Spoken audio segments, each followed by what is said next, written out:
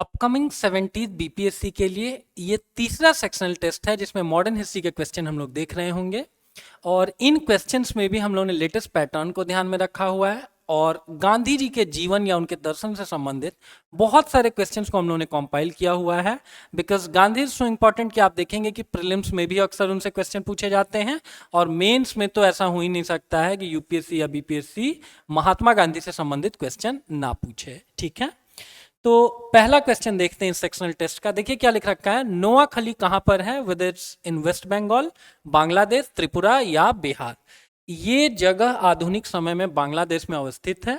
अक्टूबर नवंबर 1946 में यहाँ बृहद पैमाने पर दंगे छिड़ गए थे। हिंदुओं का बड़े पैमाने पर यहाँ नरसंहार किया गया और यहीं पर दंगों की आग को बुझाने के लिए महात्मा गांधी बहुत बड़े पैमाने पर प्रयासरत रहे हैं। And you will be amused to know कि 1947 में जब देश आज़ादी का जश्न मना रहा था तो एक्चुअली में महात्मा गांधी आपको इसी जगह पर दंगों की आग को बुझाने का काम कर रहे थे। उस समय का बंगाल है और अभी के हिसाब से देखा जाए तो अभी का वो बांग्लादेश है। चिटगांव के पास ये जगह है। गांधी जी ने किस सिद्धांत के माध्यम से आर्थिक असमानताओं को पाटने का प्रयास किया? क्या एबोलिशन ऑफ मशीनरी या एस्टेब्लिशमेंट ऑफ विलेज इंडस्ट्रीज या ट्रस्टीशिप थ्योरी या नन ऑफ द एबव। अब ये तीनों कॉन्सेप्ट महात्मा गांधी के ही दिए गए हैं। वो बोलते हैं कि हम मशीनों के खिलाफ नहीं है, अंधाधुंध मशीनीकरण के खिलाफ है। Because at the end of the day लोगों को खाने के लिए खाना चाहिए होता है, लोगों की बेसिक आवश्यकताएं रोटी कपड़ा और मकान होती है, मशीनों की नहीं। तो अगर हर जगह आप ह्यूमन श्रम को रिप्लेस कर देंगे मशीनों के द्वारा तो फिर क्या होगा कि आपको बहुत सारे लोग बेरोजगार हो जाएंगे और उसके आधार पर गरीबी या उत्पीड़न की समस्या उत्पन्न हो सकती है। इसके अतिरिक्त औद्योगिक क्रांति को निशाना बना करके महात्मा गांधी बोलते हैं ना कि इंग्लैंड वगैरह में क्या हुआ, बहुत बृहद पैमाने पर उत्पादन हुआ मशीनों के द्वारा और मशीनों के द्वारा जो ये उत्पादन हुआ है उसी के कारण क्या हुआ है कि इतना मास प्रोडक्शन हुआ है कि अब इंग्लैंड जैसे देशों ने क्या किया है, छोटे छोटे कंट्रीज को अपने उपनिवेश के तौर पर डेवलप किया है और उनका उत्पीड़न किया है। तो ये भी गांधी जी बात करते हैं। कुटीर उद्योग या ग्रामोद्योग के तो वो फॉलोअर थे ही थे। हाउएवर आर्थिक असमानताओं को पाटने के लिए वो न ए और बी की बात करते हैं बल्कि वो ट्रस्टीशिप के सिद्धांत की बात करते हैं। ये वर्ड ट्रस्टी या न्यासधारिता आप लोगों ने सुन रखा होगा। अक्सर मंदिरों के रेफरेंस में आप देखते होंगे कि उस मंदिर के ट्रस्टी ये हैं, ठीक है ना। तो ट्रस्टी एज सच आप ऐसे समझ सकते हैं कि उस जगह उस प्रॉपर्टी का वास्तविक मालिक नहीं होता है, बस उसकी देखरेख करता है। तो महात्मा गांधी बोलते हैं ना, कार्ल मार्क्स की एक थ्योरी वो बोलता है हर गरीब आदमी इसीलिए गरीब है क्योंकि अमीर आदमी ने उसका उत्पीड़न कर रखा है और इसीलिए जब तक अमीर आदमी को मार करके आप नहीं हटाएंगे तब तक समाज में आपको शांति नहीं आ सकती है, समाजवाद नहीं आ सकता, स्टैब्लिश हो सकता है, आर्थिक जो उत्पीड़न है लोगों का वो खत्म नहीं हो सकता है। गांधी जी इसके ठीक विपरीत मानते हैं कि जो अमीर आदमी है ना उसी को वेल्थ जनरेशन की कला आती है। रिलायंस आज के तारीख में किसी रोड चलते को अगर आप पकड़ा देंगे ना तो शेयर मार्केट पे भी वो क्रैश होगा और वास्तव में उस कंपनी का दिवाला निकल जाएगा। तो उसको तो बड़े अच्छे से अंबानी साहब भी चला सकते हैं एक चीज। तो इसीलिए कार्ल मार्क्स से इतर जाकर के गांधी जी किसी हिंसा वगैरह की बात नहीं करते हैं, वो इस चीज को एड्रेस करते हैं कि हाँ वेल्थ जनरेशन की कला अमीरों को ही आती है, लेकिन अमीरों को क्या करना चाहिए ना कि वो जो भी वेल्थ वो जमा कर रहे हैं, जो भी वो क्रिएट कर रहे हैं, उसका वास्तविक मालिक उनको अपने को नहीं समझना चाहिए बल्कि ट्रस्टी समझना चाहिए। ट्रस्टी कहने का मतलब कि हम देखभाल कर रहे हैं और उस प्रॉपर्टी को अंतोगत हमको समाज के भले के लिए लगाना है, न कि अपने पर्सनल प्लेजर्स के लिए लगाना है। तो ट्रस्टीशिप के सिद्धांत के द्वारा वो आर्थिक असमानताओं को पाटने का बात करते हैं। ठीक है, ये ऐसे क्वेश्चन बहुत ट्रिकी होते हैं बिकॉज देखिए तीनों बातें गांधी जी ने बोल रखा है, लेकिन क्वेश्चन के अकॉर्डिंग अगर देखें कि आर्थिक असमानता है, आर्थिक असमानता मतलब एक आदमी अमीर है एक आदमी गरीब है। तो अगर कोई अमीर आदमी अपने उस पास जो भी उसके पास एक्स्ट्रा वेल्थ है उससे 4 फैक्ट्रियां खोले, 4 फैक्ट्रियों में 40 लोगों को रोजगार दे और अपने पर्सनल प्लेजर्स के लिए बहुत ज्यादा धन को खर्च ना करे तो उस आधार पर भी समाजवाद स्थापित किया जा सकता है। ठीक है, तो ये दूसरा क्वेश्चन था। तीसरे में देखिए महात्मा गांधी के नमक सत्याग्रह का अंतिम लक्ष्य क्या था। नमक सत्याग्रह का निरसन यानी उसको खत्म करना नहीं, वो तो नमक सत्याग्रह ही उन्होंने चलाया तो उसको खत्म क्यों करेंगे। उसका अगला है सरकार की शक्तियों में कटौती, ठीक है, आम लोगों को आर्थिक राहत और भारत के लिए पूर्ण स्वराज। अब बी, सी और डी बहुत क्लोजली एसोसिएटेड है, इस चीज को समझेंगे, क्योंकि गवर्नमेंट से कभी भी गांधी जी की डिमांड क्या होगी कि इंडियंस को और राइट दो, और राइट दो, तो दैट मीन्स गवर्नमेंट की पावर्स में कहीं ना कहीं कमी देखने को मिलेगी ही मिलेगी। पॉलिटिकल साइंस में आप लोग पढ़ते होंगे कि किसी भी समाज में नियमित मात्रा में ही या एक फिक्स मात्रा में ही क्या होती है, सत्ता होती है। अब उस सत्ता का अगर विकेंद्रीकरण भारतीयों की तरफ कर दिया गया तो दैट मीन्स अंग्रेजों के पास कम पावर रह गया। तो बी भी देखिए तो ऐसा गलत नहीं है। आम लोगों के लिए आर्थिक राहत, ये भी गलत नहीं है, क्योंकि हम अंग्रेज क्या करते थे, नमक तक पे कर लेते थे, राइट। तो कम से कम निजी उपयोग के लिए अगर कोई आदमी नमक बनाना चाहता है तो उसको इस चीज के लिए अलाउ किया जाए। तो जिस आदमी को आप अलाउ करेंगे उसके लिए आर्थिक राहत होगा कि नहीं होगा, राइट। तो ये भी अपने आप में पूर्णतया गलत नहीं है। हाउएवर, भारत के लिए पूर्ण स्वराज डिमांड करते हुए महात्मा गांधी इस मूवमेंट को लॉन्च करते हैं। 1929 का जो लाहौर का सेशन था, जिसके अध्यक्ष आपको माननीय जवाहरलाल नेहरू साहब थे, वहीं पर स्वराज का एक प्रस्ताव पारित किया गया। 26 जनवरी 1930 को कांग्रेस ने आह्वान किया देश भर में कि इस दिन को आप लोग मनाएं, किसके तौर पर, तो स्वतंत्रता दिवस के तौर पर। और फिर आप कहानी देखेंगे कि मार्च में आपको नमक सत्याग्रह गांधी जी करते हैं, और उसके लिए उनका डायरेक्ट डिमांड होता है भारत के लिए पूर्ण स्वराज। तो राइट आंसर क्या होगा, डी होगा। अगले में देखिए, किसकी समीक्षा हेतु साइमन कमीशन का गठन किया गया। भारत में विधानमंडल का गठन, ये ऑलरेडी इंडिया में एग्जिस्ट करते थे, तो ये सही नहीं होगा। वायसरॉय के लिए भी इसको नहीं रखा गया था। भारत के लिए संविधान की बात ये लोग कभी किए ही नहीं है 1930 तक, राइट। और ये आयोग किस ईयर का था, 1927 में इसका गठन किया गया। 1928 में ये इंडिया आता है और अंतिम रूप से ये अपनी रिपोर्ट देता है 1930 में। इसके विरोध का कारण क्या था कि 1+6 मेंबर का ये कमीशन था, दैट मीन्स टोटल 7 मेंबर थे, और सातों के सातों अंग्रेज थे। तो भारतीयों का कहना था कि आप इंडियंस के लिए अगर कुछ कॉन्स्टिट्यूशनल रिफॉर्म्स वगैरह अगर आप बताओगे तो उसमें कम से कम इंडियन से तो आप कंसल्ट करोगे ना, उनसे पूछोगे ना। और इसी आधार पर इसका विरोध किया गया, जिसका विरोध करते हुए लाला लाजपत राय को लाठियां खानी पड़ी, अंतोगत्वा उनकी मृत्यु होती है, और उन्हीं की मृत्यु का बदला लिया जाता है सॉन्डर्स की हत्या करके, राइट। तो फिर से इस क्वेश्चन पे आते हैं, साइमन कमीशन का गठन किस चीज के लिए किया गया था। एक्चुअली में हुआ यह था कि जो 1919 का एक्ट था उसमें एक बात बोली गई थी कि आगे के संवैधानिक सुधारों के लिए 10 सालों में क्या किया जाएगा, गठन किया जाएगा एक ऐसे आयोग का। वही आयोग साइमन कमीशन था। अब भैया 10 सालों में करना था, तो ये आप देख रहे हैं कि 8 सालों में ही क्यों कर दिया गया। 1919 से 1927 के बीच कितने कालखंड का अंतर है, 8 ईयर्स का। तो 1920 का जो असहयोग आंदोलन था उसकी व्यापकता देखते हुए अंग्रेज डर गए, और 8 सालों के अंदर अंदर ही एक ऐसा कमीशन आपको बनाने के लिए वो मजबूर हुए। और फिर ये बनाया किस चीज के लिए गया था कि आगे के सुधारों के लिए भारत की उपयुक्तता की जांच करने के लिए, to see the fitness of the India for further reforms. अगले में देखिए, निम्नलिखित में से किस जोड़ी ने रियासतों को भारतीय संघ में एकीकृत करने में महत्वपूर्ण योगदान दिया। इसका राइट आंसर क्या हो जाएगा, तो राइट आंसर सरदार पटेल। देखिए सब में दिया हुआ है, ये तो सबको पता है कि 550 देशी रियासतों के एकीकरण करने के लिए सरदार पटेल जिम्मेदार है। इनके साथ जिस व्यक्ति ने काम किया है, देखिए मेनन नाम से 2 व्यक्ति थे, एक वीके कृष्ण मेनन थे, और ये के भी कृष्णन वर्ड को ही रिप्रेजेंट करता है। कृष्णन कृष्ण मेनन ये भारत के आपको कौन थे, रक्षा मंत्री थे जब 1962 के इंडो चाइना वॉर में हमारी हार हुई है। उसके पहले ये यूके में इंडिया के हाई कमिश्नर रह चुके थे। और आपको ये भी जान के आश्चर्य होगा कि डीआरडीओ जो कि 1958 में बनाया गया है भारत को रक्षा फ्रंट पर आत्मनिर्भर बनाने के लिए, वो भी इन्हीं के कालखंड में स्थापित किया गया है। हाउएवर ये व्यक्ति जाने जाते हैं 1962 में हम लोगों को चाइना के साथ युद्ध हरवाने के लिए। उस समय अमेरिका हमारी मदद करना भी चाहता था, तो इन्होंने बड़े बड़े स्टेटमेंट देकर के अमेरिका को नाराज कर दिया कि मेरी लाश पर से ही अमेरिकी हथियार इस देश में आएंगे। तो कहां तो कोई एक देश आपकी मदद भी करना चाह रहा है, और कहीं वहीं पर आप क्या कर रहे हैं कि उसी देश को गालियां दे रहे हैं, तो क्यों वो देश आपकी मदद करेगा, राइट। तो वीके कृष्ण मेनन इसका राइट आंसर नहीं होगा, राइट आंसर होगा सरदार पटेल और वीपी मेनन। वीपी मेनन साहब उस समय के आईसीएस ऑफिसर थे, और आखिर के जो भारत के आखिरी तीनों वायसरॉय हैं उनके ये आपको क्या थे, उनके ये सलाहकार थे और सरदार पटेल के साथ मिलकर के इन्होंने ही 550 के करीब देसी रियासतों का एकीकरण किया है। तो राइट आंसर आपका फिर क्या होगा, बी होगा।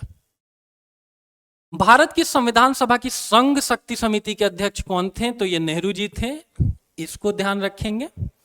स्वदेशी आंदोलन प्रारंभ किया गया बंगाल के विभाजन के विरोध में, भारतीय वस्तुओं की खपत को प्रोत्साहित करके लोगों की आर्थिक दृष्टि में सुधार करने के लिए, या जलियांवाला बाग में भारतीय लोगों के नरसंहार के विरोध में। अब देखिए ये 1919 की घटना है, बंगाल विभाजन 1905 का है जिसके अगेंस्ट स्वदेशी आंदोलन आपको शुरू किया गया, तो that means right answer A.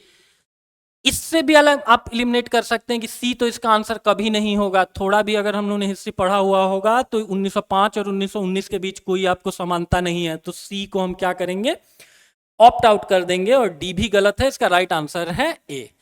Bengal के विभाजन के विरोध में 1874 में, उस समय का जो बंगाल था ना, उस समय के बंगाल में बंगाल, बिहार और उड़ीसा इंक्लूडेड है।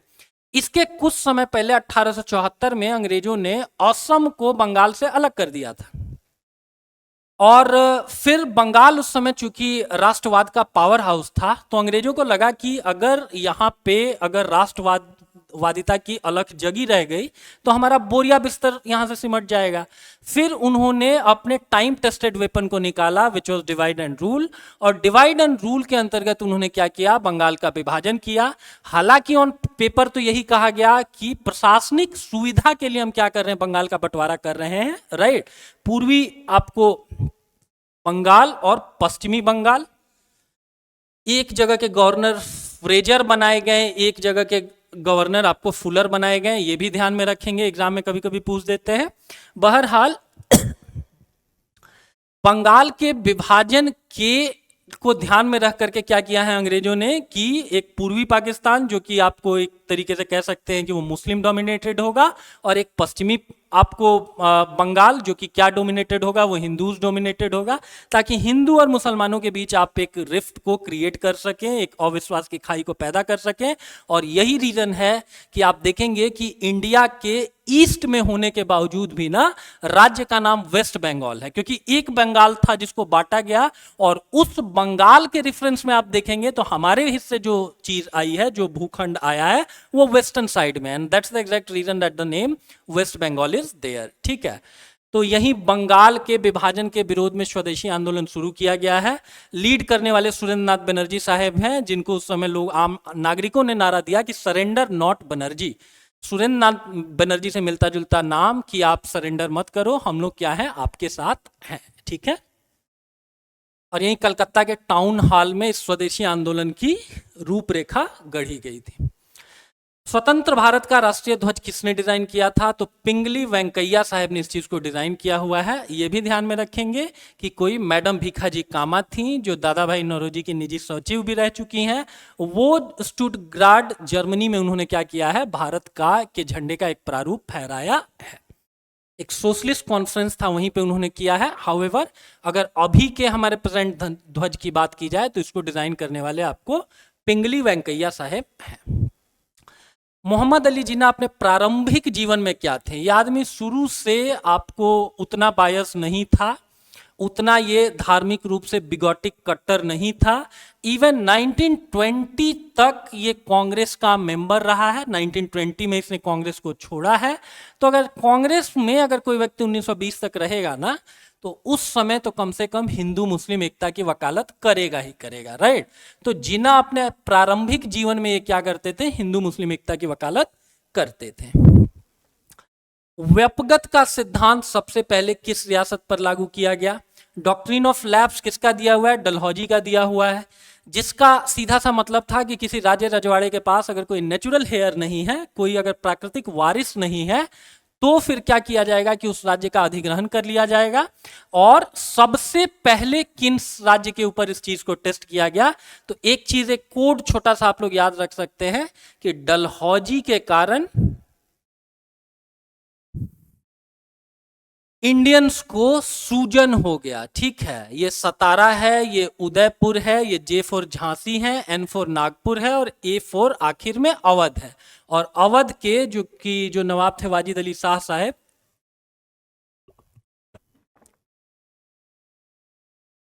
उनके बहुत सारे वारिस थे and this was the exact reason कि यहां पर माल एडमिनिस्ट्रेशन का आरोप लगा करके अधिग्रहण किया गया। तो अगर इस सूत्र के हिसाब से भी आप देखेंगे तो एस फॉर सतारा सबसे पहले आएगा। राइट आंसर वुड बी ए।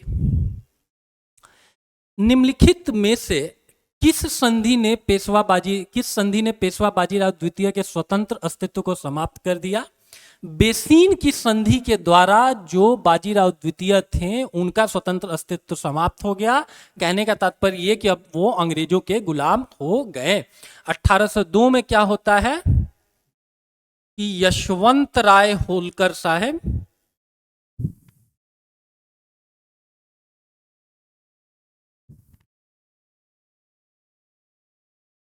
इसी व्यक्ति बाजीराव द्वितीय को हरा देते हैं और हराने के बाद ये व्यक्ति अंग्रेजों की शरण में चला जाता है और बेसीन की संधि के द्वारा अब वो अंग्रेजों का सबऑर्डिनेट हो जाता है। ठीक है, एक चीज और ध्यान में रखेंगे कि मराठों के जो 4 बड़े राजघराने थे उनके सरदारों के, उनमें से कोई व्यक्ति कोई राजघराना सबसे ज्यादा पेट्रियोटिक था ना, तो यही होलकरों का था। इसी से संबंधित आपको अहिल्याबाई होलकर साहिबा थी जो जिन्होंने उत्तर भारत और दक्षिण भारत के असंख्य मंदिरों को डोनेशन दिया हुआ है।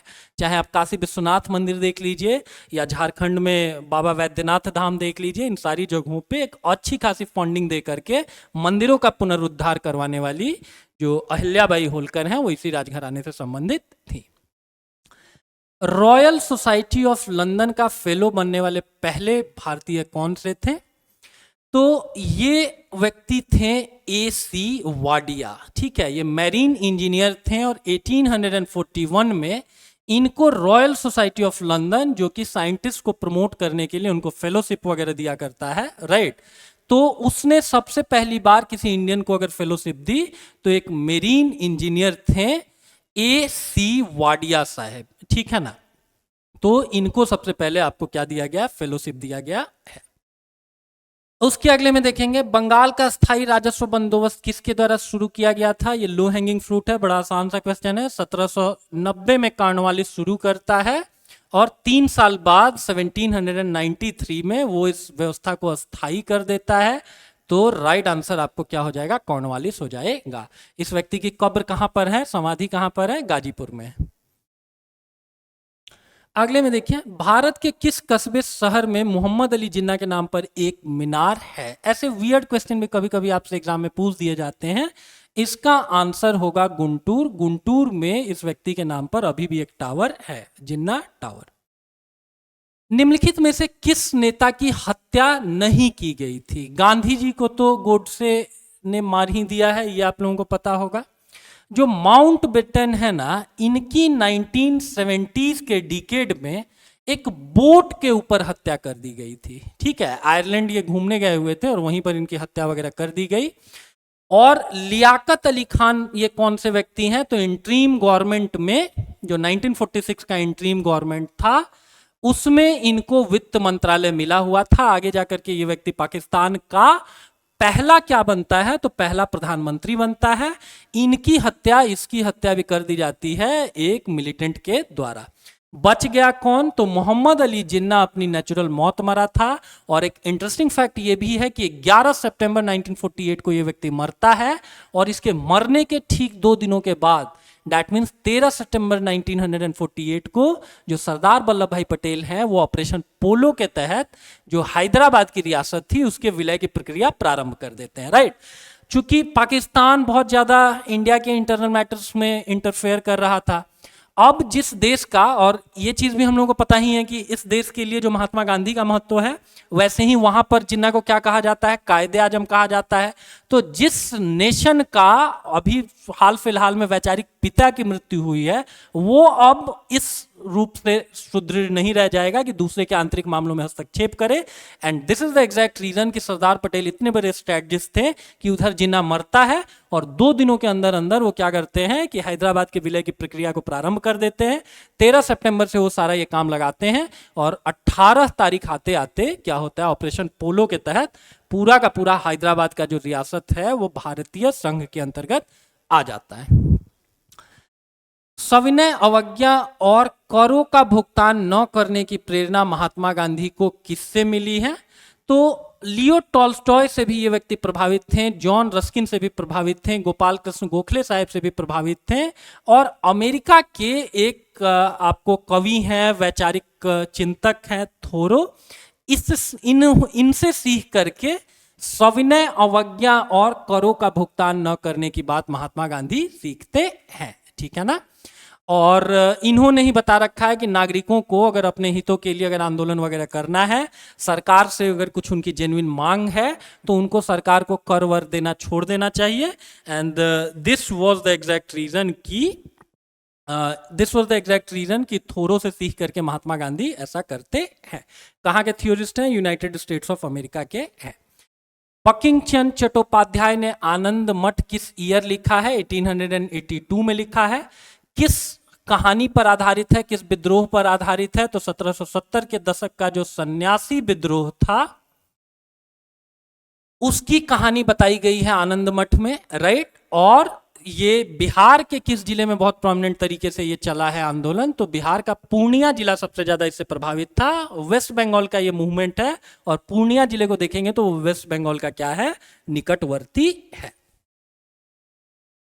उसके अगले में देखेंगे, बहुत आसान सा मिशन है, बहुत आसान सा क्वेश्चन है। कैबिनेट मिशन किस वर्ष भारत आया? तो 1946 में। 1945 में जब सेकेंड वर्ल्ड वॉर खत्म होता है, अमेरिका के राष्ट्रपति रूजवेल्ट के दबाव में इस चीज को एक्सेप्ट करता है इंग्लैंड कि बहुत सारी जगहों को अब हमको फ्री करना होगा, अपने जो भी कॉलोनीज हैं उनको अब हमको फ्री करना होगा। तो आखिरी बार बातचीत करने के लिए जो आयोग इंडिया आता है वो कैबिनेट मिशन है। ईयर 1946 है। 3 सदस्यीय ये आयोग था। उसके अगले में देखेंगे, लाहौर जो है राजा रंजीत सिंह साहब की राजनीतिक राजधानी थी। किस शहर को उनकी धार्मिक राजधानी भी कहा जाता है? सिख साम्राज्य का गौरव रहे हुए हैं, पूरे पंजाब के लिए गौरव रहे हुए हैं राजा रंजीत सिंह साहब। जिस खालसा पंथ की बात करते थे, एक आइडियल स्टेट की बात करते थे, जो सिखों के आदरणीय 10वें गुरु हैं, राइट, गुरु गोविंद सिंह साहिब जी महाराज, उस सपने को साकार करके दिखाने वाले राजा रंजीत सिंह हैं। इनके एक सेनापति का नाम आप लोगों ने सुन रखा होगा, हरि सिंह नलवा। नहीं सुने हैं तो जा करके गाना सुनेंगे, मेरे देश की धरती सोना उगले उगले हीरे मोती। उस गाने में यूज किया गया है रंग हरा हरि सिंह नलवे से। ठीक है, तो ये व्यक्ति कहाँ से रूल करते थे? लाहौर से रूल करते थे, ये पूछा जा चुका है क्वेश्चन। लेकिन इस व्यक्ति की धार्मिक राजधानी क्या होगी? तो अगर ये सिख धर्म के अनुयायी होंगे, और सिखों के 4 सबसे बड़े गुरुद्वारों में भी सबसे इंपॉर्टेंट माना जाता है अमृतसर का गोल्डन टेम्पल, तो ये कहां से रिलीजियस इनके थॉट प्रोसेस कहां से आते होंगे, कहां कौन सी इनकी धार्मिक राजधानी रही होगी? तो that should be of course Amritsar. उसके अगले में देखेंगे, किसने मोहनदास करमचंद गांधी को महात्मा कहा? तो ये रविन्द्रनाथ टैगोर साहब ने 1915 में एक लेटर लिखा गांधी जी को, और उसी लेटर में पहली बार इन्होंने महात्मा वर्ड यूज किया। उस समय रविन्द्रनाथ टैगोर साहब का इन्फ्लुएंस बहुत ज्यादा था, and this is the exact reason कि पूरे देश भर में महात्मा जो गांधी जी हैं उनकी महात्मा के नाम से ख्याति फैल गई। राष्ट्रीय गीत वंदे मातरम लिखने वाले कौन से व्यक्ति हैं? तो बंकिम चंद्र चट्टोपाध्याय साहब ने इसको लिखा हुआ है। शरद चंद्र चट्टोपाध्याय तो आपको पता ही है, देवदास जैसी असंख्य अच्छे नोबेल्स के लिए जाने जाते हैं। ठीक है, इंडिया विंस फ्रीडम किसकी आत्मकथा है? अबुल कलाम आजाद साहिब की है, और ये जो है भारत के एक समय में शिक्षा मंत्री भी रहे हुए हैं। अल बिलाल अल हिलाल इनके आपको इनके न्यूज़पेपर रहे हुए हैं, और भारत के ये शिक्षा मंत्री के तौर पर ये उस पद को सुशोभित कर चुके हैं।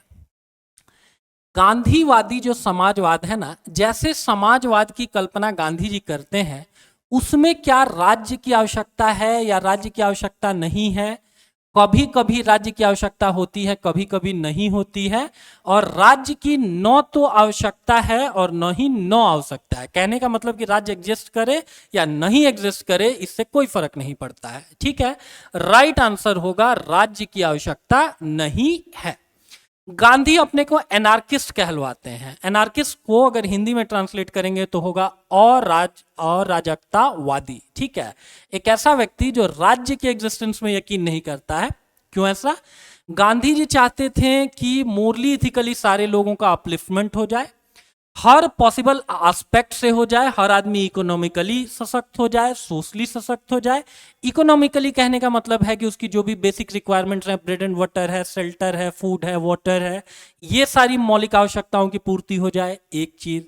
सोशल अपलिफ्टमेंट मतलब छुआछूत या जाति प्रथा जैसी कुरीतियां समाज में ना रहें, ठीक है। पॉलिटिकल अपलिफ्टमेंट मतलब सारे लोगों के पास वोटिंग राइट वगैरह हो, सारे लोग दूसरे व्यक्तियों के राइट्स का सम्मान करें। तो ये सारी बातें गांधी जी बोलते हैं, और बोलते हैं कि अगर ऐसा कोई दिन आ जाएगा जिस दिन सारे व्यक्तियों के अंदर ये सारे गुण आ जाएंगे, हम अपने साथ साथ दूसरों का भी रिस्पेक्ट करने लगेंगे, तो उस दिन राज्य का कोई ऐसा जरूरत ही नहीं रह जाएगा, ठीक है। इसीलिए गांधी जी अपने आप को अराजकतावादी कहते हैं, और उसी उनके चीज को मिसकोट या कोट करते हैं आज के समय में कुछ कुछ पॉलिटिकल पार्टियां। जैसे अरविंद केजरीवाल साहब जब भारतीय राजनीति के पटल पर आते हैं तो वो बोलते हैं गांधी अराजकतावादी थे, तो इसीलिए हम अराजकतावादी हम भी हैं। बिजली के खंभे के कुछ कुछ तार वार आप देखेंगे कि उन्होंने काटे थे, यही स्टेटमेंट बोलते हुए, ठीक है। तो बहुत बार न्यूज वगैरह से भी आप चीजें समझ सकते हैं। गांधीवादी समाज में, एक आइडियल सोसाइटी में वो बोलते हैं कि राज्य वगैरह की कोई आवश्यकता नहीं है। इवन राज्य को क्रिटिसाइज करते हुए गांधी बोलते हैं ना कि जब कभी भी नागरिकों का उत्पीड़न करना होता है तो दंड देने का काम ये कौन करता है? राज्य करता है, जैसे अंग्रेज हमारा करते थे,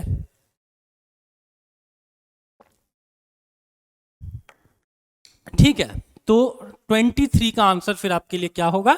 बी होगा। गांधी जी क्या मानते थे? साध्य और साधन को उचित ठहराता है, मतलब साध्य और साधन दो चीजें समझेंगे। एक वर्ड होता है एंड और एक होता है means. The end justifies the means. एक हिंदी में मुहावरा होता है, अंत भला तो सब भला, ठीक है, कि अंत में अगर आपका एग्जाम क्लियर हो गया तो सारी चीजें अच्छी हैं, इरेस्पेक्टिव ऑफ द रीजन कि आप चीटिंग करके पास हुए हैं या किसी अलग इलीगल एक्टिविटीज में आप इन्वॉल्व थे, आप पास कर गए तो well and good. However Gandhi ji मानते थे कि जो एंड प्रोडक्ट होता है ना, और उस एंड प्रोडक्ट तक पहुंचने के लिए जो प्रोसेस होता है, ये दोनों को आपस में सेपरेट नहीं किया जा सकता है, और दोनों के मध्य क्या है? पेड़ और बीज का संबंध है। अगर आप आम का बीज लगाएंगे तो आम का ही आपको पेड़ मिलेगा। ऐसा कभी आज तक नहीं हुआ है कि बबूल का अगर आप पेड़ लगाएंगे तो बदले में आपको आम के फल मिलेंगे, ऐसा कभी नहीं हुआ है। And this was the exact reason कि गांधी जी बोलते थे कि अगर आपको कोई सही टारगेट को अचीव करना है, जैसे स्वराज हो गया, देश की आजादी हो गया, तो उसके लिए गलत तरीकों जैसे हिंसा वगैरह को आपको अख्तियार करने की जरूरत नहीं है, क्योंकि हिंसा करने की एक बार व्यक्तियों को आदत लग गई तो वो व्यक्ति इसी चीज को कंटिन्यू कर सकता है, हो सकता है कि फिर वो किसी अन्य के साथ भी सेम इस प्रैक्टिस को दोहराए, राइट। तो इसीलिए गांधी का मानना था कि साध्य और साधन दोनों को उचित ठहराना चाहिए, ठीक है। वहीं कार्ल मार्क्स की आइडियोलॉजी, जब मार्क्सिज्म से गांधीज्म को कंपेयर किया जाता है तो दुनिया भर की यही मान्यता है कि Gandhism is far better than Marxism. Marxism को अगर आपने बहुत सीरियसली पढ़ लिया तो आप नक्सली बनना आपका तय है, क्योंकि मार्क्स बोलता है कि एंड प्रोडक्ट हमारा अच्छा होना चाहिए। एंड प्रोडक्ट क्या है? समाजवाद है।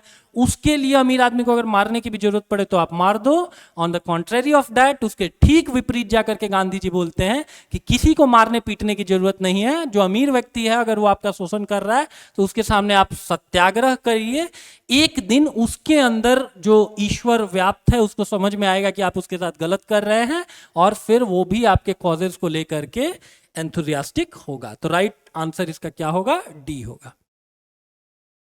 होम रूल लीग की शुरुआत सबको पता है, ये तिलक साहब हैं, 1916 में इन्होंने प्रारंभ किया। एक और ऐसा ही होम रूल लीग प्रारंभ करने वाली एनी बेसेंट साहिबा भी हैं, वो भी ध्यान में रखेंगे। और ये भी हम लोगों को ध्यान में रखना चाहिए, एक स्टेटमेंट इनका बार बार बोला जाता है कि स्वराज मेरा जन्मसिद्ध अधिकार है और मैं उसे लेकर रहूंगा। ये स्टेटमेंट किनका है? तो आदरणीय तिलक साहब का है। After leaving the Congress, Subhash Chandra Bose formed in 1939 his own party, which was named as Socialist Bloc, Revolutionary Socialist Bloc, Forward Bloc और Socialist Congress Bloc। एक त्रिपुरी क्राइसिस के बारे में आप लोगों ने पढ़ रखा होगा। त्रिपुरी क्राइसिस में क्या होता है? 1939 में कांग्रेस गांधी जी के जो कैंडिडेट थे, एक ऐसा कैंडिडेट जिनको गांधी जी का व्यक्तिगत सपोर्ट है, पटाभी सीतारमैया, उनको सुभाष चंद्र बोस कांग्रेस के प्रेसिडेंशियल इलेक्शंस में हरा देते हैं। और हारने के बाद गांधी जी एक तरीके से धमकी देते हैं कि भाई अब हम कांग्रेस छोड़ देंगे। ऐसे में नेताजी सुभाष चंद्र बोस साहब इतने महान आदमी थे, उनको समझ में आता है कि गांधी जी का रहना इज गुड। वही क्या करते हैं कि रिजाइन कर देते हैं और अपनी एक पार्टी बनाते हैं विच इज फॉरवर्ड ब्लॉक। ठीक है, तो राइट आंसर फिर आपका क्या हो जाएगा? सी हो जाएगा। और ये भी आपसे अगर एग्जाम में पूछा जाए कि 1939 का जो त्रिपुरी क्राइसिस था उसमें एक बार इस्तीफा दे देते हैं सुभाष चंद्र बोस, तो अगला अध्यक्ष किनको बनाया जाता है? तो पटाभी सीतारमैया को न बना करके राजेंद्र बाबू को बनाया जाता है। आप खुद सोचिए कि एक व्यक्ति अगर गांधी जी के कैंडिडेट को हरा देता है तो उस व्यक्ति की तो प्रतिष्ठा धूमिल हो गई, तो फिर उसी को कैसे आप अगला कांग्रेस का प्रेसिडेंट बना सकते हैं? पटाभी सीतारमैया को न बना के राजेंद्र बाबू को अगला अध्यक्ष बनाया जाता है। भारत में प्रांतीय स्वायत्तता की शुरुआत किसके द्वारा की गई है? प्रोविंशियल ऑटोनॉमी कहने का मतलब है कि जो भी इंडिया के प्रोविंसेस हैं, स्टेट्स हैं, वो छोटे छोटे मैटर्स पर क्या होंगे? इंडिपेंडेंट होंगे। उनको एक ठीक ठाक सा बजट भी एलोकेट किया जाएगा। हालांकि ये सारी चीजें ऑन पेपर ही नहीं, कभी अंग्रेजों ने इस प्रॉमिस को फुलफिल नहीं किया। ये 1935 के इंडिया एक्ट में यही बातें बताई गई है। और भारत सरकार का अभी जो प्रेजेंट कॉन्स्टिट्यूशन है उसका भी लगभग 60% हिस्सा इसी एक्ट के थ्रू आता है। ठीक है, राजा राम मोहन राय ने किसके खिलाफ ऐतिहासिक आंदोलन चलाया है? जाति व्यवस्था के खिलाफ ज्योतिबा फूले साहब वगैरह को देखेंगे। समाज में महिलाओं की अपमानजनक स्थिति, ये भी ठीक ठाक हो सकता है। Practice of superficial religious rituals, इसके खिलाफ भी होते हैं, राइट, अनावश्यक कर्मकांडों के खिलाफ होते हैं। लेकिन इन बी, सी और डी में अगर कोई सबसे मोस्ट सुटेबल आंसर होगा तो वो होगा एविल कस्टम ऑफ द सती। तो राइट आंसर हो जाएगा आपको बी। और 1829 में विलियम बेंटिक साहब एक एक्ट लेकर के आते हैं। उस एक्ट के रूल नंबर 17 के द्वारा सती प्रथा को इस देश में एबॉलिश कर दिया जाता है।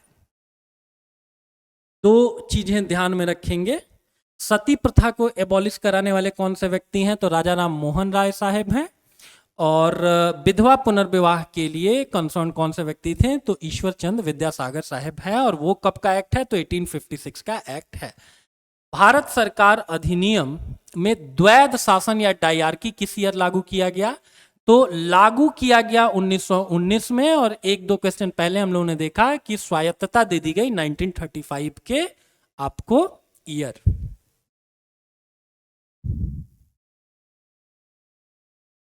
उसके अगले में देखेंगे भारत का सबसे पुराना ट्रेड यूनियन संगठन कौन सा है?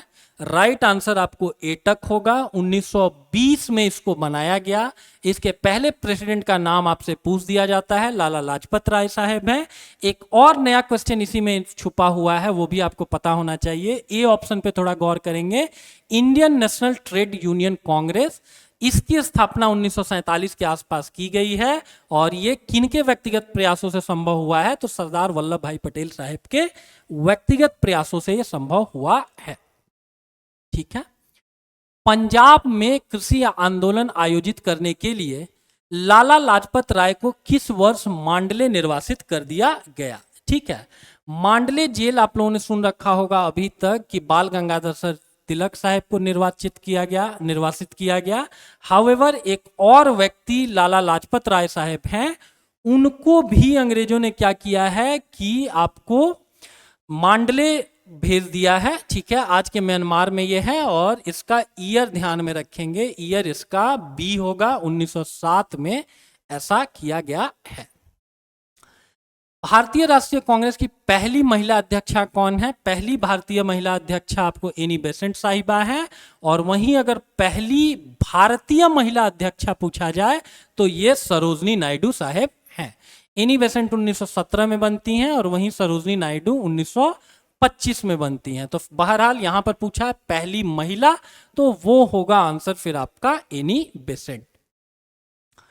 उसके अगले में देखेंगे भारत में सबसे पहले आने वाले और सबसे बाद में जाने वाले कौन से थे, तो पुर्तगाली इंडिया में सबसे पहले आए हैं। वास्को डिगामा 1498 की कहानी सबको पता है।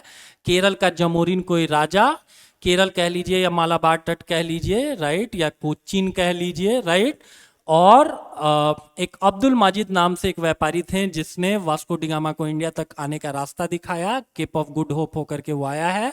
और सबसे आखिर में जाने वाले भी पुर्तगीज ही है 1961 के आसपास। कौन सा नीति निदेशक सिद्धांत गांधी के नैतिक दर्शन का प्रत्यक्ष प्रभाव रखता है? Which directive principles bears the direct impact of the Gandhi's moral philosophy? Uniform civil code जो आपको आर्टिकल 44 में देखने को मिलेगा, राइट, ये, या provision of free legal aid and advice जिसके लिए आर्टिकल 39A के तहत नालसा की स्थापना की गई, जो कि निशक्त जनों को मुफ्त में कानूनी सहायता देने का काम करता है। ऐतिहासिक महत्व के स्मारकों के संरक्षण की बात की गई है आर्टिकल 49 में। However right answer would be C, that is article 48, जो कि बात करता है provision of slaughter of cows की। गांधी जी का एक स्टेटमेंट गाय के बारे में है कि गाय की आंखों में दुनिया भर की करुणा छुपी हुई होती है। महादेवी वर्मा को देखेंगे ना तो उन्होंने गाय के ऊपर बड़ी अच्छी अच्छी कहानियां लिख रखी हैं। गांधी जी का मानना था कि अपने निजी स्वार्थों के लिए किसी भी जानवर की यूं तो हत्या नहीं करनी चाहिए और गाय जैसे बहु उपयोगी जानवरों को तो कभी नहीं मारना चाहिए, राइट। और उन्हीं का प्रभाव है कि आर्टिकल 48 में इन सारी चीजों को हम लोगों ने जगह दिया है। उसके अगले में देखेंगे किस वर्ष में सूरत कांग्रेस अधिवेशन में उग्रवादियों और नरमपंथियों के बीच विभाजन खुलकर सामने आया? The split between the extremists and moderates came up in the open at the Surat Congress session in which of the following years, whether it's 1905 or 1906 or 07 or 10। कभी कभी ना आप लोगों को क्वेश्चन को बड़े आराम से पढ़ना चाहिए। ये क्वेश्चन भी हम लोगों ने इसीलिए फ्रेम किया हुआ है कि इस क्वेश्चन का आंसर आप दो तरीके से जान सकते हैं। या तो आपको एग्जैक्ट पता हो कि उग्रवादियों और नरमपंथियों के बीच कब विभाजन खुलकर सामने आया है, या आप गौर से देखेंगे तो सूरत अधिवेशन की बात की जा रही है। तो हो सकता है कि आप लोगों को ये कहानी ना पता हो जो एक्सट्रीमिस्ट और मॉडरेट्स के बीच का झगड़ा था, लेकिन यही पता हो कि सूरत अधिवेशन 1907 का हुआ है, तो भी आप आंसर तक पहुंच जाएंगे। इसीलिए कहा जाता है ना कि क्वेश्चन पेपर को अगर आप ध्यान से पढ़ेंगे ना तो 15-20% चांसेस है कि आप उसका सही आंसर देख लेंगे। अगर एलिमिनेट करने में कामयाब होते हैं कि हाँ ये उस कालखंड की बात तो नहीं हो रही, जैसा एक क्वेश्चन में हम लोगों ने देखा था कि स्वदेशी आंदोलन से संबंधित क्वेश्चन है और जलियांवाला बाग भी आपको ऑप्शन में दे रखा है, तो आप उसको एलिमिनेट कर सकते हैं, राइट। यहां पर एग्जैक्टली आंसर क्या होगा? सी होगा, 1907 होगा। जो मॉडरेट्स थे वो अपने लोगों को कांग्रेस का प्रेसिडेंट बनाना चाहते थे, वहीं एक्सट्रीमिस्ट इस चीज के लिए प्रयासरत थे कि बाल गंगाधर तिलक साहेब को मिले प्रेसिडेंट बनने का मौका। 1906 में भी यही चीजें होती हैं।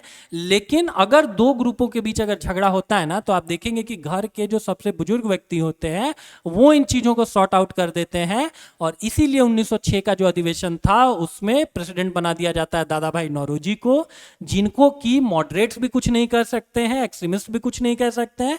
हाउएवर 1907 के सूरत में दोनों के बीच फिर से एक राफ्ट देखने को मिलता है, जिसके कारण कांग्रेस में 1907 का जो सूरत अधिवेशन है उसमें एक स्प्लिट हो जाता है। महात्मा गांधी की एक टिप्पणी है कि एक ढहते बैंक पर एक पोस्ट डेटेड चेक किसके प्रस्तावों से संबंधित है? 1942 में इंडिया में क्रिप्स मिशन आता है जो बड़ी बड़ी बातें कहता है कि एक बार युद्ध खत्म होने दीजिए। युद्ध कहने का मतलब सेकेंड वर्ल्ड वॉर, जो 1939 से लेकर के 1945 तक रहा है।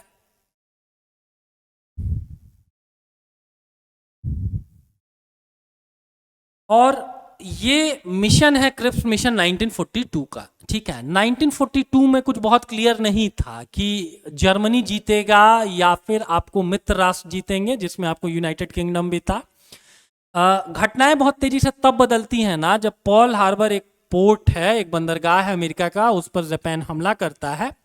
और उसी के बाद अमेरिका युद्ध में आता है और चीजें बदलती हैं। लेकिन बदलते बदलते भी कम से कम 1944 का कालखंड आता है जब चीजें लगने लगती हैं कि हाँ भैया हिटलर संभवतः हारेगा। बहुत सारे उसने फ्रंट खोल रखे थे और हर फ्रंट पे उतने सैनिकों को उतनी रसद की आपूर्ति ऐसा बहुत आसान नहीं थी।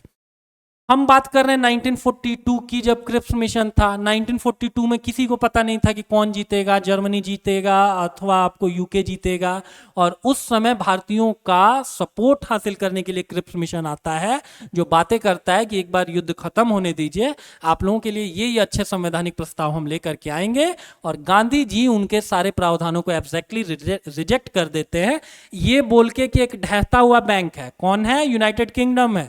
तुम्हारा खुद पता नहीं है कि तुम जीतोगे कि नहीं जीतोगे। और दूसरा, पोस्ट डेटेड चेक। किसी को आप करोड़ों अरबों का एक चेक साइन करके दे दीजिए और बोलिए कि आज से 50 साल बाद इसको भुना लेना, राइट? तो कोई भी इस चीज के ऊपर ट्रस्ट नहीं करेगा। Same was the story applicable with British also. Cripps mission के अगेंस्ट गांधी जी बोलते हैं कि भैया ये पोस्ट डेटेड चेक है, इसमें कोई बड़ा बड़ा आश्वासन आप दोगे तो भी हमारे लिए बहुत अच्छी चीजें नहीं होंगी। 37 क्वेश्चन एक इंटरेस्टिंग क्वेश्चन है। नाना साहेब के नाम से कौन प्रसिद्ध थे? बाजीराव प्रथम या बालाजी बाजीराव या बालाजी विश्वनाथ या माधव राव? राइट आंसर होगा बालाजी बाजीराव, और इन्हीं को नाना साहेब प्रथम कहा जाता है। जब किसी नाम के पीछे 1 2 3 नहीं लिख रखा हो, जैसे मुगलों में भी अकबर 2 थे, अकबर 3 थे, राइट? तो अगर अकबर 2 का नाम अगर आपके पास नहीं आ रहा है तो डेट मीन्स केवल अकबर लिख रखा है, तो डेट मीन्स हम लोग किसको समझेंगे? हुमायूं के बेटे को समझेंगे, राइट? सिमिलरली केवल नाना साहेब लिख रखा है तो नाना साहेब 1। ये वही व्यक्ति हैं जो तृतीय पानीपत के युद्ध में मराठों को लीड करते हैं, अंतोगत्वा इनकी मृत्यु भी होती है। नाना साहेब एक और थे जो 1857 के वॉर में कानपुर में रिवोल्ट को लीड करते हैं, जिनका वास्तविक नाम आपको दुद्दू पंत था, राइट? हाउएवर अगर नाम के पीछे 2 वगैरह नहीं लिख रखा है तो डेट मीन्स ये नाना साहेब 1 है, और ये व्यक्ति हैं बालाजी बाजी राव। संयुक्त राष्ट्र महासभा के अध्यक्ष के रूप में चुने जाने वाले पहले भारतीय कौन थे? तो ये विजया लक्ष्मी पंडित जी हैं, और you will be amused to know कि ये भारत के जो प्रथम प्रधानमंत्री हैं माननीय जवाहरलाल नेहरू साहब, उनकी ये सिस्टर थी। अंग्रेजों ने भारत में रेलवे की शुरुआत किस कारण से की? भारी उद्योगों को बढ़ावा देना। कभी नहीं, अंग्रेज तो चाहते थे कि हम लोगों को कच्चे माल के आपूर्तिकर्ता के तौर पर सीमित कर दें, वो कभी नहीं चाहते थे भारी उद्योगों को बढ़ावा दिया जाए।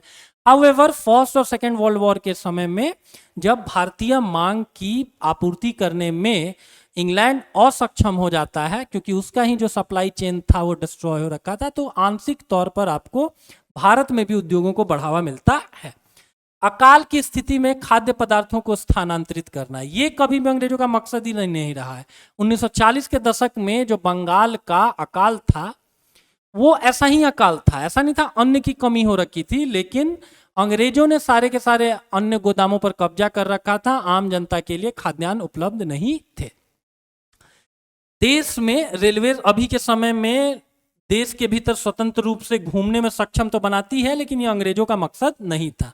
अंग्रेजों का क्या मकसद था? ब्रिटिश वाणिज्य को बढ़ावा देना, कि यहां से कच्चे माल को क्या कर सके आप पोर्ट तक पहुंचा सके, कपास हो गया या अनाज हो गया, और वहां से जो भी आपको रिफाइंड प्रोडक्ट आए, जो भी मैन्युफैक्चर्ड प्रोडक्ट आए, उसको भारतीयों तक पहुंचाना। तो एक वाणिज्यिक और प्रशासनिक नियंत्रण। प्रशासनिक नियंत्रण कहने का तात्पर्य यह है कि कहीं पर विद्रोह जैसी अगर सिचुएशन हो रही है तो वहां पर तत्काल आप अपनी सेना वगैरह को पहुंचा सके, ये अंग्रेजों का कंसर्न था, न कि भारी उद्योगों इत्यादि को बढ़ावा देना।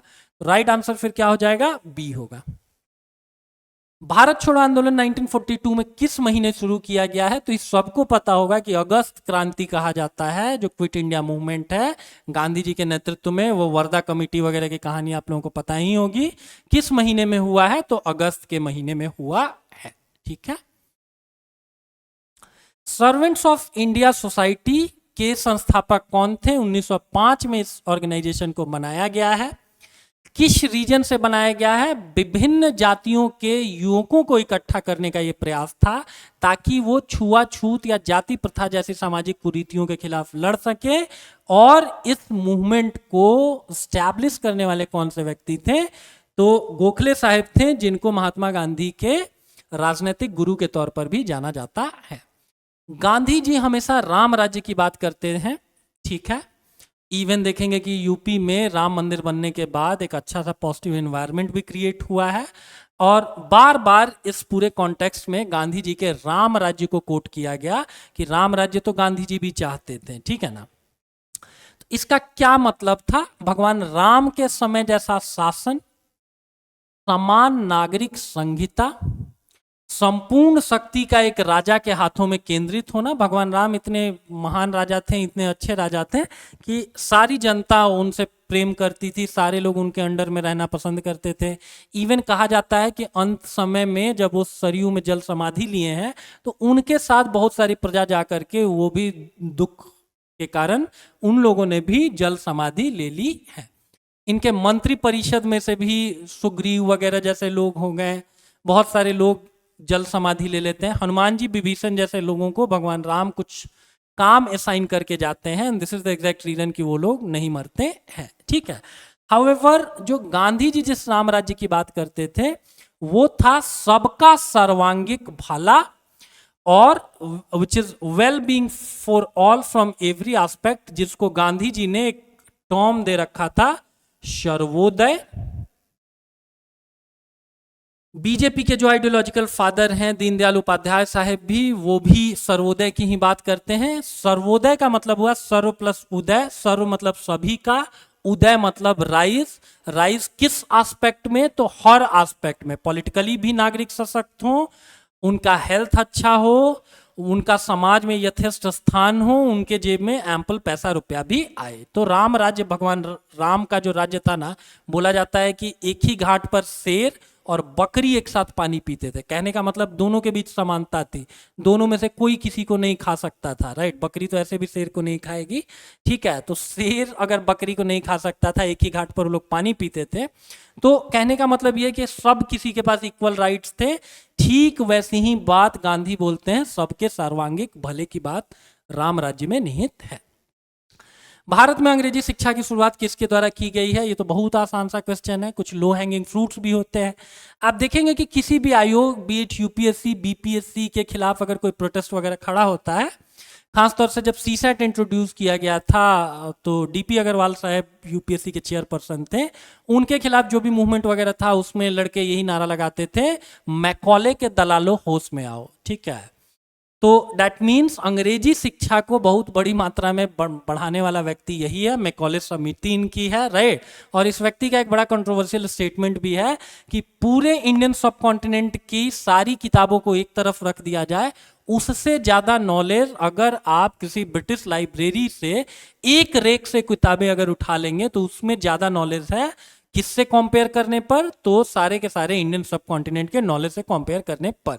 हाउएवर एशियाटिक सोसाइटी स्टैब्लिश की जाती है सर विलियम जोन्स के द्वारा, और जब वो रिसर्च वगैरह वो लोग करते हैं, विल्किंसन साहब हो गए या विलियम जोन्स साहब हो गए, तो देखते हैं कि भारतीय साहित्य न सिर्फ ज्यादा समृद्ध है बल्कि वो लाइफ के वेरियस एस्पेक्ट्स को इंक्लूडिंग साइंस एंड टेक्नोलॉजी भी डील करता है। गांधी जी के अनुसार निम्नलिखित में से कौन सा सत्याग्रह का प्रमुख साधन है? असहयोग की बात, असहयोग आंदोलन उन्होंने चलाए ही है, सविनय अवज्ञा चलाए ही हैं, उस दौरान प्रदर्शन किया ही जाता होगा, हड़ताल भी बहुत बार ऑर्गेनाइज की ही गई है। अब ये चारों देखिए थोड़ा कंफ्यूजिंग है, लेकिन इसमें से भी अगर हमको ऑप्ट करना होगा, आप देखेंगे दो दो के पेयर में दे रखा है, तो ऑब्वियसली हमको एक और चार को ऑप्ट करना चाहिए, क्योंकि कम से कम असहयोग आंदोलन, गांधी जी ने इस शब्द के नाम से एक आंदोलन चलाया है, ठीक है। सविनय अवज्ञा 1930s के डिकेड में एक आंदोलन चलाया गया है, राइट। तो फिर राइट आंसर क्या हो जाएगा? बी हो जाएगा। हाउएवर हड़ताल और प्रदर्शन भी देखा जाए तो गलत नहीं है। ये क्वेश्चन भी पूछने का मकसद यही है कि आप इस चीज को जरूर एनालाइज करें कि जो जनरल स्टडीज है इसमें कोई एब्सोल्यूट आंसर नहीं होता। ये मैथमेटिक्स नहीं है कि आपका आंसर 2 आया और किसी और का आंसर भी 2 है तो राइट है। इसमें आपसे क्लियरली इंडिकेटेड रहता है क्वेश्चन पेपर के ऊपर कि आपको मोस्ट सुटेबल आंसर को ऑप्ट करना है, और इन चारों ऑप्शन में से अगर 2 हमको चुनना होगा तो डेफिनेटली हम 1 और 4 को ही चुनेंगे। उसके अगले में आइए, सविनय अवज्ञा जो आंदोलन है ना, वो गांधी जी के द्वारा कब प्रारंभ किया गया था? तो ईयर भी आपको पता होना चाहिए। दांडी यात्रा की बात की जा रही है, ठीक है। लगभग इसमें 240 माइल की यात्रा की गई थी। साबरमती आश्रम से शुरू किया गया था, दांडी तक ये गए थे, वहां पर नमक बना करके सरकारी कानून को तोड़ा गया था। इनके साथ इनके 78 फॉलोअर्स थे, धीरे धीरे लोग उसमें जुड़ते चले गए हैं। और ये मार्च की कहानी है, मार्च में साबरमती आश्रम से लोग शुरू करते हैं और फिर अप्रैल में जाकर के वो क्या करते हैं, दांडी नामक जगह तक पहुंचते हैं। तो शुरू कब किया गया था, कब दांडी यात्रा शुरू हुई थी? मार्च के महीने में। निम्नलिखित में से किसने तीनों गोलमेज सम्मेलनों में भाग लिया? 3 राउंड टेबल कॉन्फ्रेंसेस अंग्रेजों ने ऑर्गेनाइज किए हैं इंडिया के लिए कॉन्स्टिट्यूशनल रिफॉर्म सुझाने के लिए। पहले और तीसरे में कांग्रेस ने पार्टिसिपेट ही नहीं किया है। दूसरा वाला केवल ऐसा है जिसमें गांधी जी कांग्रेस के एकलौते रिप्रेजेंटेटिव बन के लंदन गए हैं। हाउएवर अंबेडकर साहब ऐसे व्यक्ति रहे हैं जिन्होंने तीनों के तीनों सम्मेलनों में पार्टिसिपेट किया हुआ है। 1937 में जिन 2 राज्यों में गैर कांग्रेसी मंत्रालय थे वे कौन सी थी?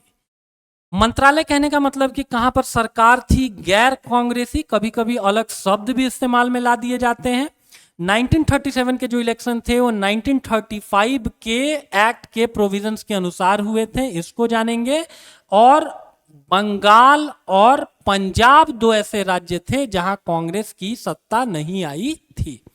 यहां पर कौन लोग रूल करते थे? तो प्रजा कृषक पार्टी और यूनियनिस्ट पार्टी की सरकार आ रखी थी। जो यूनियनिस्ट पार्टी थी वो पंजाब में रूल कर रही थी और जो बंगाल था वहां पे प्रजा कृषक पार्टी रूल कर रही थी। राइट, तो राइट आंसर आपका हो जाएगा ए। सती प्रथा को समाप्त करने वाला गवर्नर जनरल कौन सा है? तो ये सर विलियम बेंटिक। 1829 का ये सती प्रथा एबोलिशन एक्ट है। विलियम बेंटिक 1828 से 1835 तक इंडिया पर रूल करता है। और अगर एग्जाम में पूछे कि नेपोलियन से लड़ने का पॉजिटिव एक्सपीरियंस किस एक व्यक्ति के पास था, तो विलियम बेंटिक आपको यूरोपियन टेरेन पे उससे भी लड़ चुका था। 1909 का भारतीय परिषद जो अधिनियम है इसको किस नाम से जाना जाता है? तो इसको मार्ले मिंटो सुधारों के नाम से जाना जाता है, जिसमें एक तो इंडिया के वाइसरॉय का नाम होता था, जो भी नाम ऐसा मिले आपको, मॉन्टेग्यू, चेम्सफोर्ड या मार्ले मिंटो, इनमें से एक भारत के राज्य सचिव को रिप्रेजेंट करता है और दूसरा इंडिया के वाइसरॉय को रिप्रेजेंट करता है। मॉन्टेग्यू चेम्सफोर्ड आपको 1919 वाला है, मार्ले मिंटो 1909 वाला है। याद भी रखना है तो छोटा नंबर, छोटे छोटे नाम मार्ले मिंटो, बड़ा ईयर, बड़े बड़े नाम मॉन्टेग्यू चेम्सफोर्ड। काकोरी डकैती केस का नायक कौन है? काकोरी डकैती किस ईयर का है ये एग्जाम में पूछ देंगे, 1925 का है। काकोरी जगह कहां पर है? तो लखनऊ में है, लखनऊ के आसपास ये जगह है। और पहले इसके लिए शब्द इस्तेमाल लाया जाता था कांड। कांड एक निगेटिव शब्द है, राइट, और इसको अभी की सरकार ने इस चीज को रेक्टिफाई किया कि इसको केस कहना ज्यादा उचित है। कांड is a bit negative, right. तो जो HRA के क्रांतिकारी थे, हिंदुस्तान रिपब्लिक एसोसिएशन के क्रांतिकारी थे, जिनसे भगत सिंह भी जुड़े हुए थे, चंद्रशेखर आजाद साहब भी जुड़े हुए थे, तो उन्हीं के नवयुवकों ने इस आपको डकैती को अंजाम दिया था। और एग्जैक्टली उसमें पार्टिसिपेट करने वाले व्यक्ति कौन से थे? तो राम प्रसाद बिस्मिल थे। ये 3 नाम इसलिए दिया गया है बिकॉज ये HRA का कारनामा था और ये लोग उसी ऑर्गेनाइजेशन से जुड़े हुए थे। हाउएवर फिजिकली वहां पर कौन प्रेजेंट थे? तो राम प्रसाद बिस्मिल साहब थे, ठीक है। इन्होंने बड़े अच्छे अच्छे राष्ट्र भक्ति के लिए ना बहुत अच्छी अच्छी शायरियां भी लिख रखी हैं।